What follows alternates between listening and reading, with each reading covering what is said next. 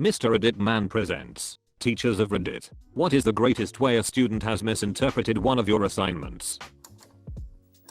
Former Seattle High School science teacher here. I had one particular class which was very literal, and I was cracking down on homework being late. I said, "This assignment is due on Wednesday, so to get full credit, email it to me before Thursday so that I can start grading it in time before we meet again." One student actually named Kevin asked what time it should be emailed, so I said by midnight. He said midnight would be Thursday. Fair point. So I clarified 11:59 PM would work. Another kid said he'd be in Arizona, another time zone, and asked what he should do. I smiled and announced 11:59 PM Pacific Standard Time. This should not have been a time crunch for anyone. This one girl emailed me Wednesday night at 11:21 PM saying, "Here it is. Sorry it's early. I stayed up an extra 2 hours waiting for 11:59, but I'm just so tired and my dad wants me to go to bed.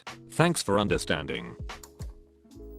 I'm a teacher, but this story was from when I was a student. In debate class we had to debate euthanasia. The kid who was supposed to argue for it went first. He started talking about how necessary it was and how terrible it was that we did not use it more before. He was giving all these examples of people that needed to be euthanized. People who needed amputations. People with cavities.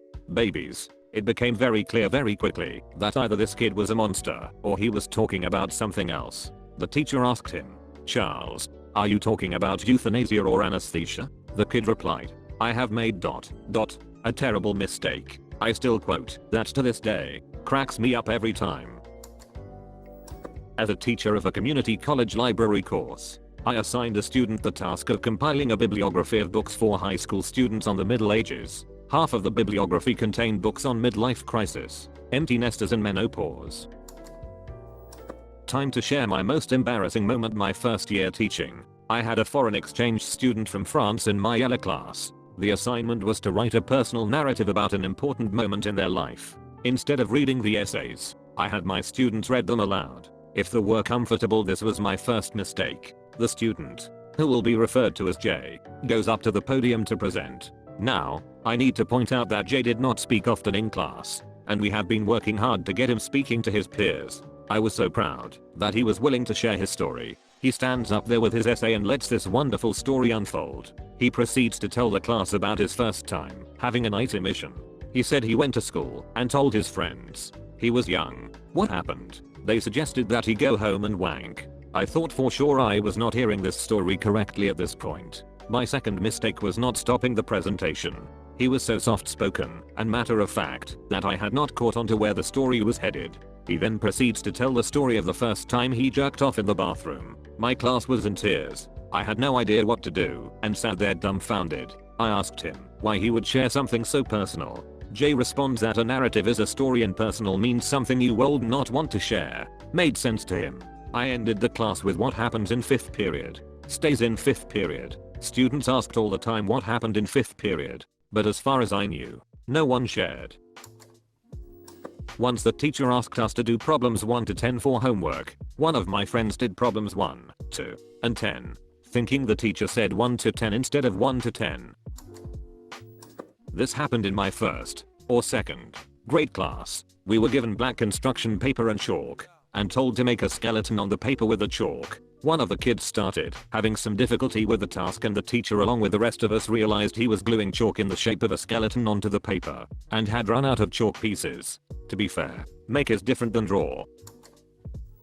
Art class. Teacher wanted 12 thumbnail sketches. Small rough idea of the picture of our ideas for a painting. One girl drew her thumbnail 12 times. In first grade, we were assigned to go home and answer a few questions on loose leaf, not knowing exactly what that was. I wandered about the woods near my home searching for leaves big enough for my writing. My mom's reaction when she asked why I was writing on leaves was priceless. Not a teacher, but in college I was in a classical mythology class, and we had to read the Metamorphoses by Ovid, an ancient text which puts together a bunch of myths into a cohesive story. Instead, some kid in my class read The Metamorphoses by Kafka, a 1914 short story about a guy who turns into a cockroach. Before class I overheard him talking to his friends. "Yeah, I actually did the whole reading. But why did we have to read it for this class? Dude just turns into a bug. It was weird." was a teaching assistant for a food and culture course. One of our assignments was for students to go to an area where people were interacting with or eating food with other people and basically make some observations and answer some questions from a worksheet about people's behavior and its relevance to human culture.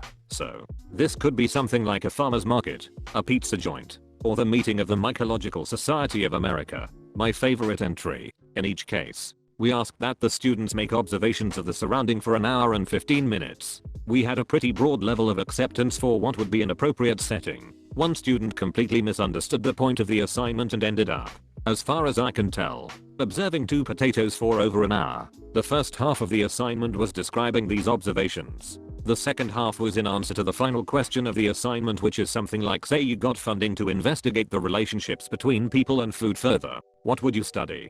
For this answer, he ended up copying and pasting the description of a YouTube video on potato life hacks. Remove tarnish from your silverware by first boiling a couple of potatoes. Remove the potatoes and set your silverware in the water for 1 hour. Then wash and rinse the silverware. Potatoes can clean silver. Why? Hold a floral arrangement in place by cutting a potato in half lengthwise and placing it cut side down. Poke holes in the potato with the scratch awl or screwdriver where you want the flowers to go, and then insert the stems. What is the advantage? So yeah, slight misinterpretation.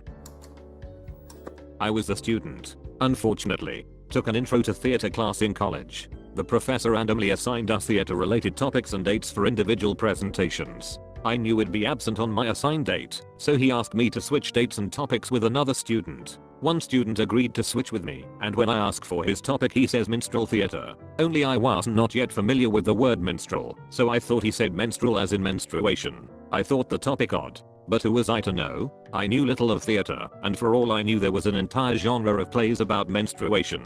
So I put the project off until literally the morning of the presentation. It was a 10-minute oral presentation with no sources required. So I figured I'd do a quick Wikipedia read and memorize a little speech in no time. Only there was no Wikipedia page on menstrual theater. I dismissed it thinking the genre had not quite taken off enough to earn a Wikipedia page, and moved to a Google search on menstrual theater. I was surprised to find very little on the subject. My most common results were references to the vagina monologues, which was not great, but it was something. Now I'm 15 minutes before class and I have got nothing on my subject except a lot of reviews and articles on the vagina monologues. I suck it up and write the presentation. My name is called to the front of the class and I announce my presentation on menstrual theater. The most famous play in menstrual theater today is probably the vagina monologues. I begin, and I notice my professor looks horrified already, but I continue. I summarize TVM and still have 5 minutes left. So I go into speech about the importance of menstrual theater to women's rights for obvious reasons. I finish and sit down, and the professor walks silently and confused to the front of the room. Your topic was minstrel theater, he says. Right. Then why in God's name did you spend your entire presentation talking about the vagina monologues and women's rights? Him turning red and the whole class is looking at me and I say, it was a tough topic. That was the only play I could find that mentioned anything about menstruation. The professor was silent for a moment. Then it clicked, and he burst into level crazy person laugh. Pretty sure he talks about me to students to this day. I'm that guy in a very embarrassing context. Edit. Lots of people wondering what my grade was. It was 0. My grade was 0. I was teaching a college history class and the students were assigned a book called Lieutenant None, about a woman who fled Spain for the New World dressed as a man and lived the rest of her life as a man. It's about 100 pages and takes about an hour to read if you are focused. One of my students bought the book online from half.com or something like that, and ended up reading 300 pages of dense feminist philosophy about gender roles in the 16th century. If nothing else, he had some very interesting contributions to our discussion that day. There was an interesting student I had called Andy from Hong Kong. He never took anything seriously and could only put very and adjectives together. Very handsome, for example. I asked Andy's class to write me a cover letter for a job, and his response went something like this. I handsome. I 1.7 centimeters long. Have good body. Strong legs. Nice face. I want job McDonald's. I once asked his friend, also from Hong Kong, if Andy was just as whack in Cantonese. He replied, oh hell yeah. He's extremely stupid.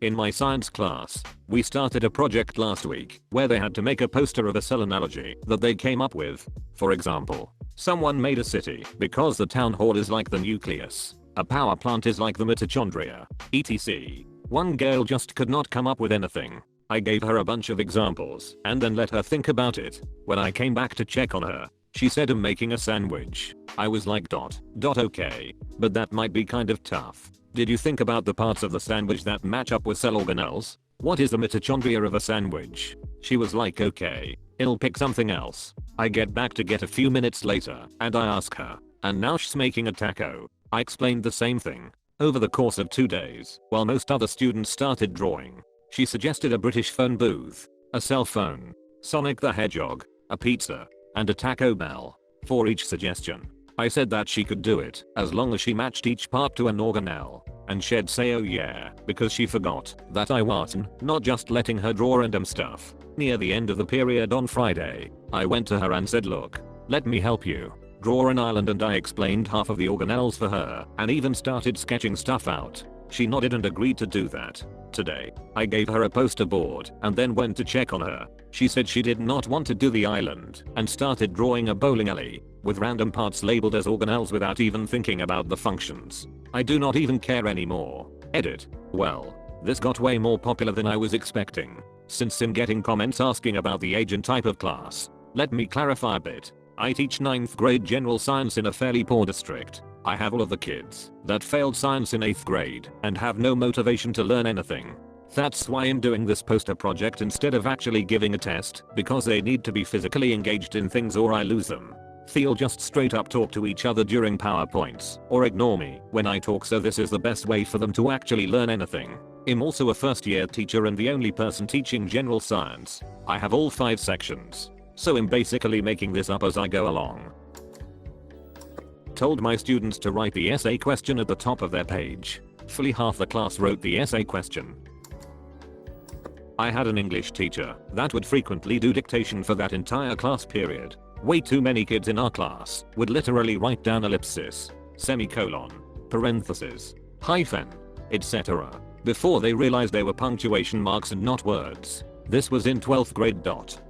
Edit. Guys, please. There was more to it than just the students brainlessly copying word for word from the teacher's mouth. You can argue all you want that dictating is a lazy/ineffective teaching method, but I personally felt it was much easier to learn via dictation than textbook. It had definitely improved my grades. You have made it until the end of this video. Now listen here, and listen here closely. Like and subscribe for more curated content by Mr. Reddit Man. Thanks for watching.